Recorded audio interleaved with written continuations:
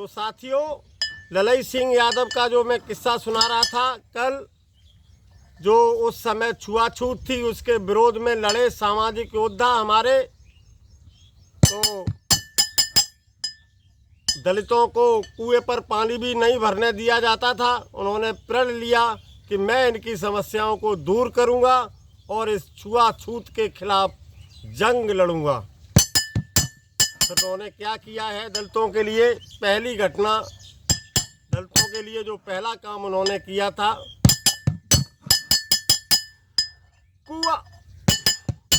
कुआ घर अपने में प्रेम से बेखुद बाए, बुला के दलितों को गले से अपने लिपटाए, बुला के दलितों को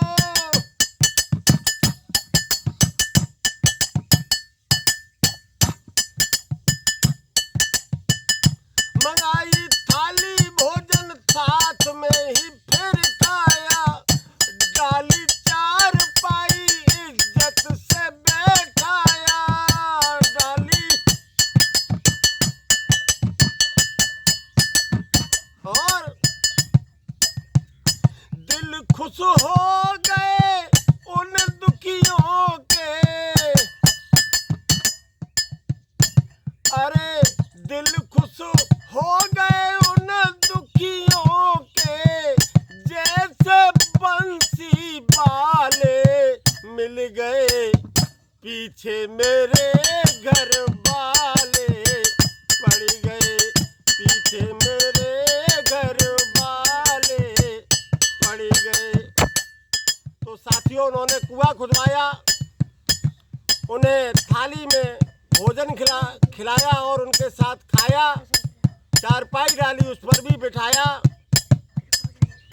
पूरे गांव में चर्चा का विषय हो गया कि ये ललई बहुत गंदा काम कर रहा है। बहुत छुआछूत थी मित्रों, किस दशा से गुजरे होंगे हमारे दलित भाई, और पिछड़ों के साथ भी ये हाल था। लेकिन पिछड़े हमेशा से अंधभक्ति और पाखंड में डूबे रहे हैं दोस्तों, उसी का ये परिणाम था। चर्चा चर्चा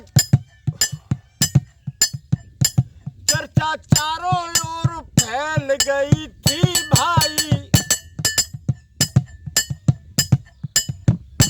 चर्चा चारों ओर फैल गई थी भाई, सभी का सुना ताना और गाली खाई, सभी का सुना ताना और गाली खाई।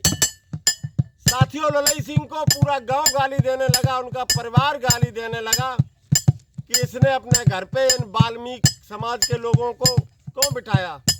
लेकिन बहुत परेशानी उठानी पड़ती है जब सच्ची आवाज कोई उठाता है। बोलना बंद किया तोड़ दी सीमा सारी, बोलना बंद किया तोड़ दी सीमा सारी, क्रोध से लाल हुए उनके सब परिवारी, क्रोध से लाल हुए। और उनके लिए जो धर्म लड़ाई, जिब्या में भी ताले पड़ गए, पीछे मेरे घर वाले पड़ गए, पीछे मेरे घर वाले पड़ गए। और साथियों, पूरे गांव में चर्चा हो गई, उनके परिवार के लोग भी उनसे बोलना बंद हो गए, गांव वालों ने भी खाना पीना हुक्का पानी सब बंद कर दिया। लेकिन वो बबर शेर यादव कुल में जन्मा हुआ अपने प्रण पर अडिग रहा और बोल दिया कि मैं पाखंड के खिलाफ लड़ूंगा, इस छुआछूत के खिलाफ लड़ूंगा। कोई अछूत नहीं है। इंसान एक दूसरे इंसान को कैसे अछूत बोल सकता है?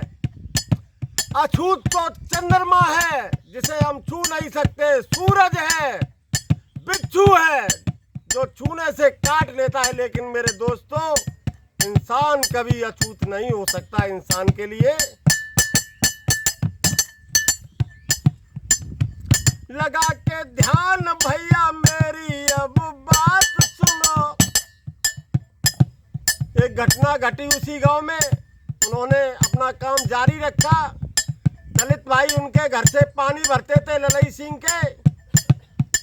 एक दिन एक घटना घटी। लगा के ध्यान भैया मेरी अब बात सुनो। गिरा पशु गांव के कुएं में मरा जात सुनो। गिरा पशु, एक पशु जाके गिर गया जो गांव वाले जिस कुएं से पानी भरते थे उसी में, और मर गया। क्या हुआ? बहुत परेशानी हो गई।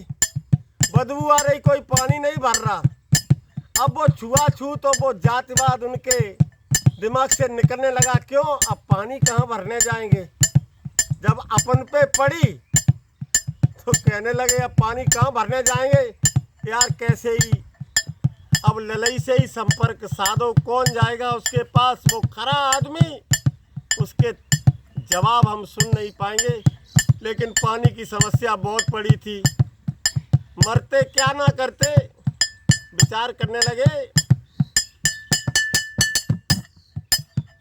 सोचे लोग कहाँ जल अब आएगा। सोचे लोग जल अब कहाँ से आएगा।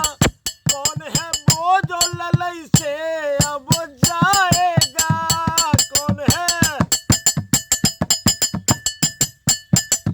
कौन जाए?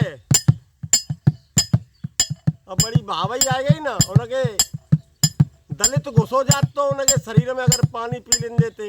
वे बेचारे नहर पे 4-5 किलोमीटर दूर से पानी भरते थे, उन्हें कुएं के पास भी नहीं आने देते थे। आज वही लोग पानी के लिए जब तरसने लगे तो ललई के पास पहुंच गए।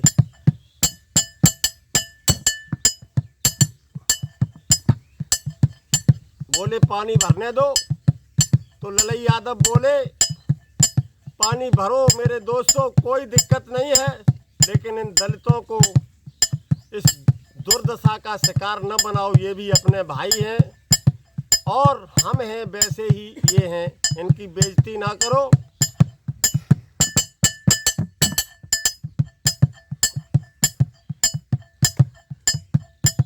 अरे समझ में आती नहीं है तुमको। मैं चिल्लाता हूँ लेकिन तुम नहीं समझते हो मेरी बात को। पाखंड छोड़ो साथियों, इससे गरीबी, भुखमरी और अशिक्षा के अलावा कुछ नहीं मिलेगा।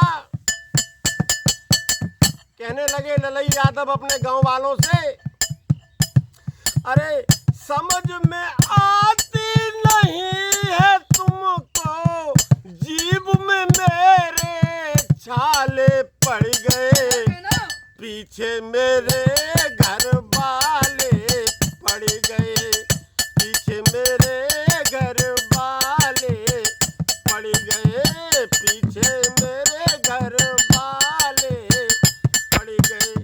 तो साथियों, एक बार मैं पुनः अपील करूंगा कि श्री ललई सिंह यादव को जानिए, गूगल पे, यूट्यूब पर सर्च करके अपने पूर्वज को समझिए, उनके द्वारा लिखी गई सच्ची रामायण अपने घर पे मंगवाइए। अगर आपने उसको पढ़ लिया मेरे दोस्तों, तो पाखंड का ये चश्मा उतर जाएगा। अरे जब जब बात